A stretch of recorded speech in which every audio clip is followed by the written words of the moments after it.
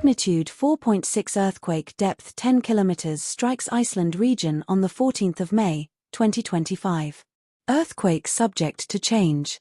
On average, Iceland experiences around 500 earthquakes a week, or about 26,000 every year.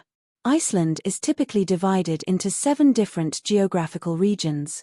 Each region differs slightly regarding culture and landscapes, but all are uniquely Icelandic.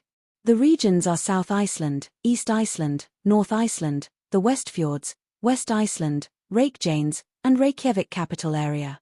Earthquake Info Credit, EMSC. Thank you for watching.